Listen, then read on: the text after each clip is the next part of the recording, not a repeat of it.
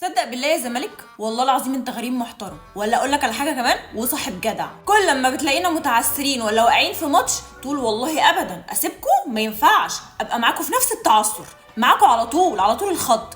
هو ده الصاحب الجدع، هو ده الغريم الصح. امال فين الكباتن يا جماعه اللي كانت زايطه من امبارح وفرحانه قوي وطالعه تنتقد وتقول ان الاهلي فرقه عاديه ورغم المليارات اللي اتصرفت عليه لكن برضه ما بيكسبش، وان المفروض ده زعيم القاره وبتروجيت باقل الامكانيات والكلام اللي طالعين يقولوه ده كله؟ هو انتوا مش شايفين فرقتكم ولا انتوا عينكم ما بتجيبش الا الاهلي وبس؟ المهم يا كباتن، مش احنا فرقه عاديه وصارفين مليارات وزعيم القاره والمفروض ان احنا نبقى احسن من كده ونبقى بطل الدوري من اول ماتش في الموسم؟